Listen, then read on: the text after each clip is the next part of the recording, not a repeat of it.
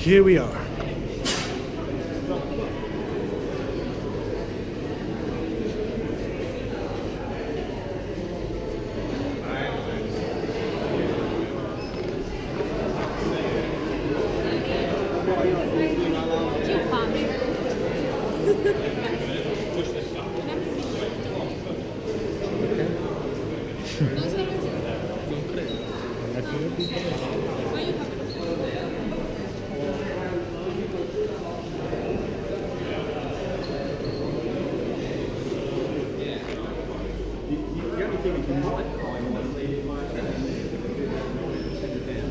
It'll be pristine in a box, in the shop. Oh, in the shop. Oh, okay. Yeah? All right. Thanks. No, I found one. It was, well, actually, it would have been an expensive one as well because it was Michael Vittman's one.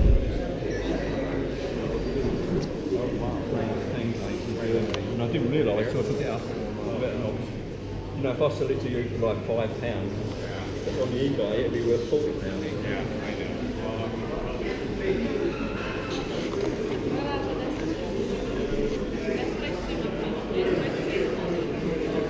Lavati gli occhi.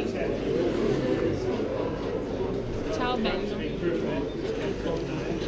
Merda.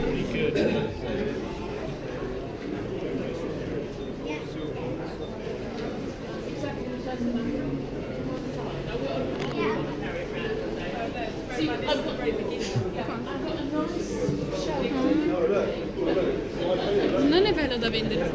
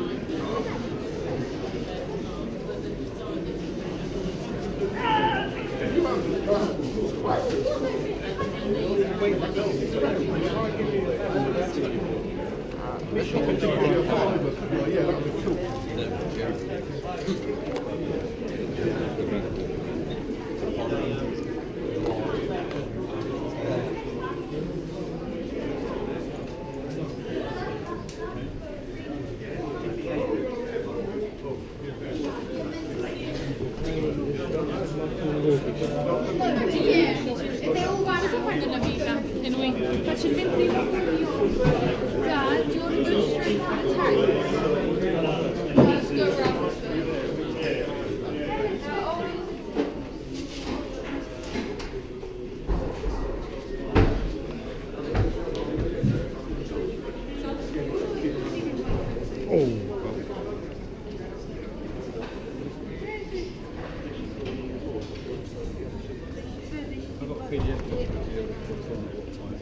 Vedi?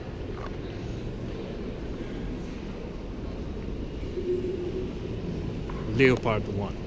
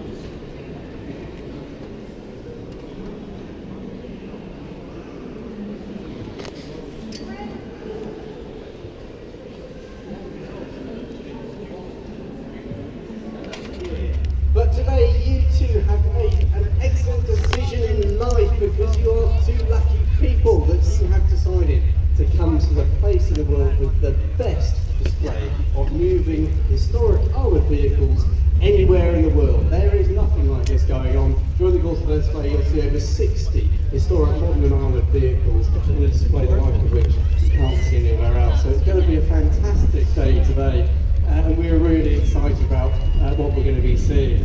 Before I open the show, it'd be appropriate to thank our sponsors for this weekend, Wargaming.net, who produce World of Tanks. They've been incredibly supportive of the Tank Museum over many years in our education programmes and also through TANKFEST and working on our vehicle restorations. And we're very grateful to them for their sponsorship.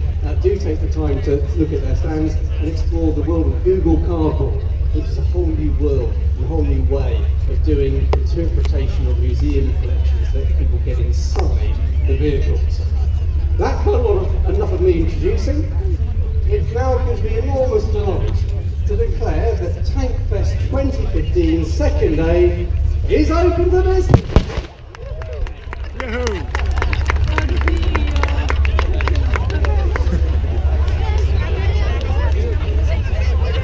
Ladies and gentlemen, Mr. Richard Smith, been director for the last 9 years, and it's his inspiration that's got us to where we are today. So as the 1920 happens, Rolls-Royce Silvergate goes away. Ladies and gentlemen, this is Armed Forces Weekend as well, and there were many other events throughout the country yesterday that remembered all our servicemen and women. We have some veterans with us today, and they are sitting in the tent to the west of the arena. Ladies and gentlemen, these men and women have served our country, often in great danger. Please, can you put your hands together to show our appreciation for what they've done to serve their country. Ladies and gentlemen, the veterans.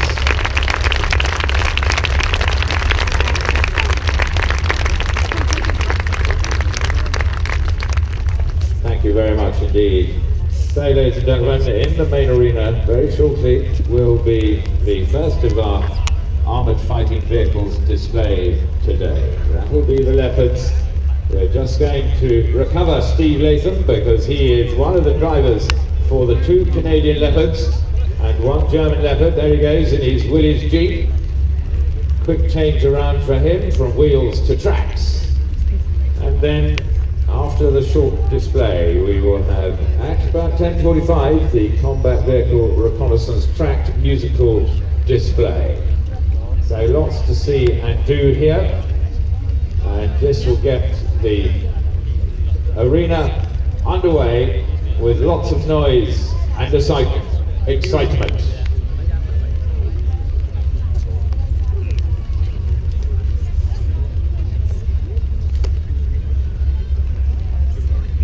So, ladies and gentlemen, without further ado, coming into the arena now, the Leopard display.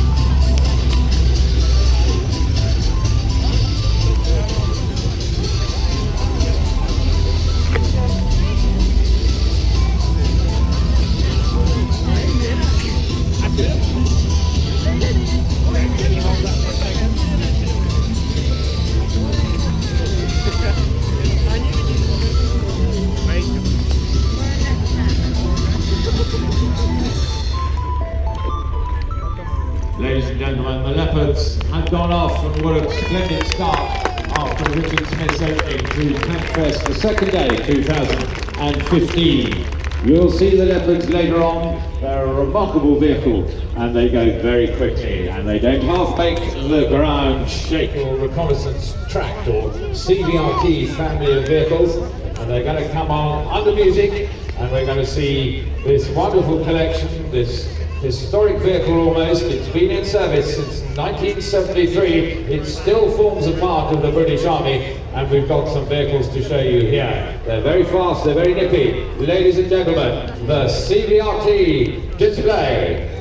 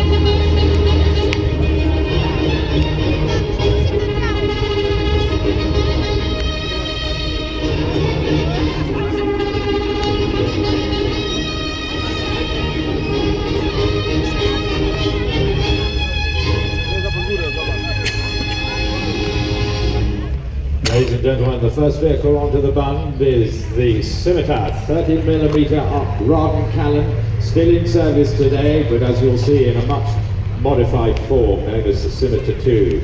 The vehicle just behind it is the Spartan, used by the Sergeant Majors and Liaison Officers, and coming into view now is the Samson. The vehicle that's running around at the front is the one that repairs and recovers the CVRT range of families.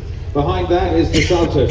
That's the one that the command post, the leader, the squadron leader, controls his squadrons as they go forward. And the final vehicle coming into view with the bright red cross is the Samaritan. One vehicle you'll see at the bottom of the bund is no longer in service, has been out of service since 1994, and that is the Scorpion light tank. Used to be armed, is today with a 76mm gun. No longer in service. Ladies and gentlemen, enjoy the spectacle of the combat vehicle tracked reconnaissance vehicle.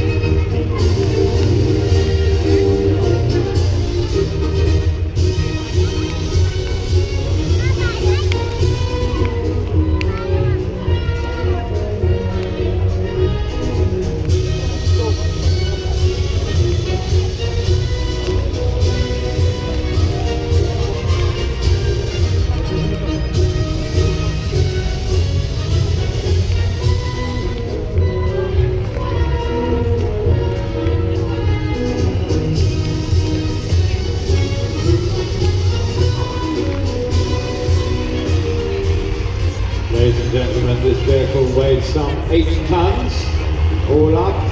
Used to be driven by a 4.2 litre Jaguar petrol engine. Now all these vehicles in current service are diesel engined. They go at about 50 miles an hour top whack. They're designed to have a very low ground pressure so that they can cover all sorts of terrain. And remember, the family you see here was originally conceived in the mid-1970s, and this vehicle is still in service with the British Army today, although it is much modified.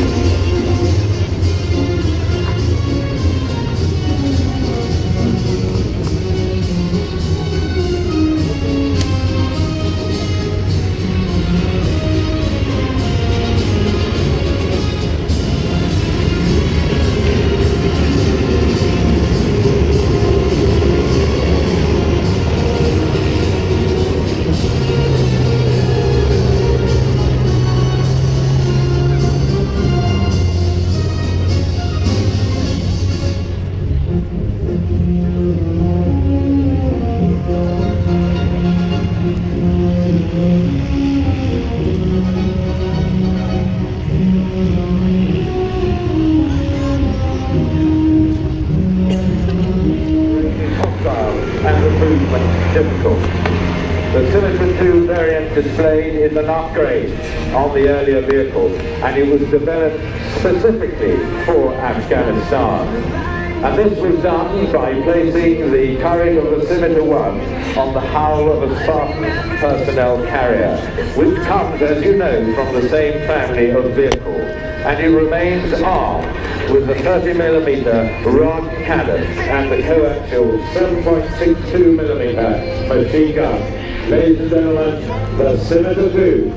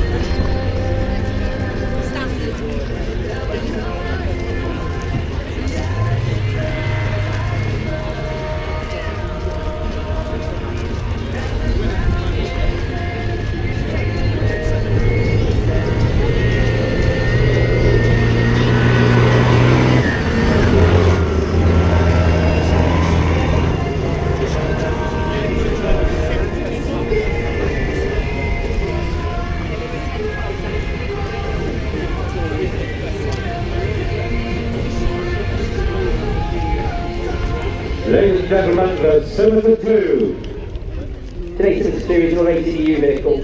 Commander is Corporal O'Brien, the driver is Corporal Barton, and gunner today is Richard Dennis, another civilian who works with ATDU.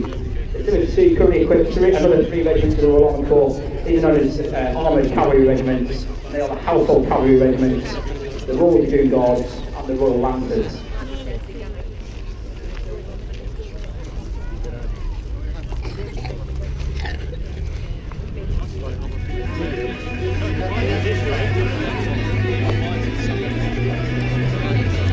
and gentlemen, you can hear the familiar roar. It is the Challenger 2 PES making entrance. This main battle tank is 65 tons. It's one of the most formidable tanks in the world. With its four-man crew, outstanding protection, and an ability to travel at speeds in excess of 45 kph across almost any terrain, Challenger 2 packs a tremendous punch with its 120mm main armor. And on the galleys within the show, a remote weapon station capable of carrying up to a .50 caliber machine gun, capable of firing out to ranges in excess of 2,000 meters. Its main armament gives it the power to hit an enemy first time, every time. The Challenger 2.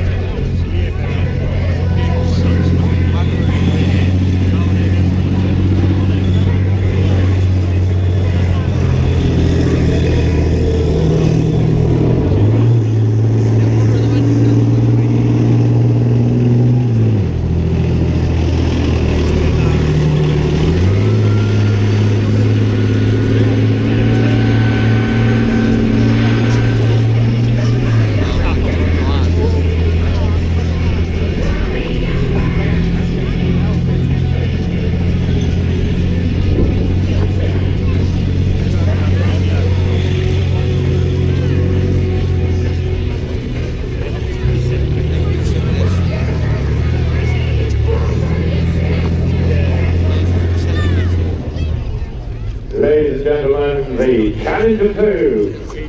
Today's Challenger 2 is another ATU vehicle, however it's crewed by Corporal Boyd from ATU. The rest of the crew is made up from members of Royal West Germany. Driver is Sasson Jones, with Trooper Davidson in the gunner's seat, and Trooper Shearing, operator and loader, next to the commander. There are three regiments in the Army's all back today. These are the Queen's Royal Stars, which are based in Germany, and the King's Royal Stars and the Royal Tank Regiment, which are based in Finland.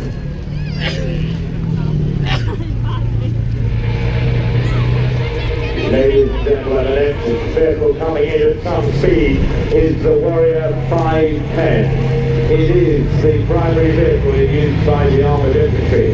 It's armed with another 30mm rod cannon and a co-axial 7.62mm laser.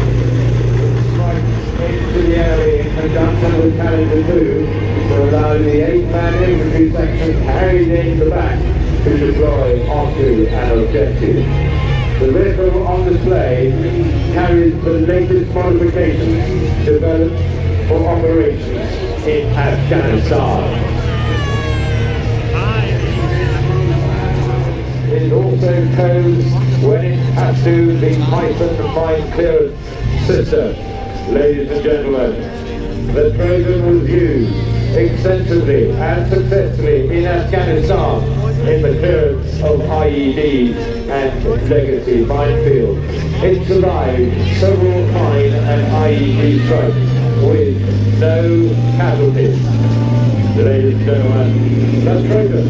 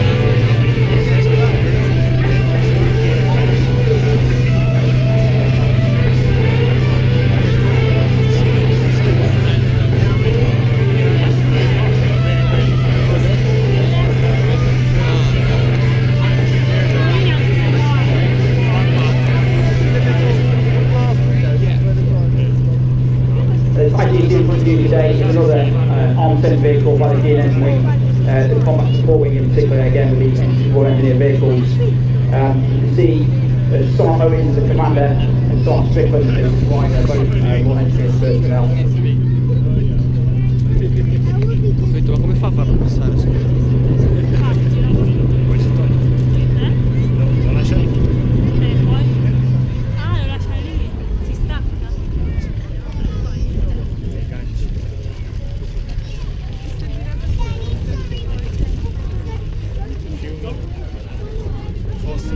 Ladies and gentlemen, the final Royal Engineer vehicle we see coming in now is one of the latest vehicles in the lineup in the British Army. It is Terrier. It is a highly mobile, robust and reliable earth-moving armoured fighting vehicle which will provide mobility, counter-mobility and survivability engineering support throughout a wide spectrum of conflicts.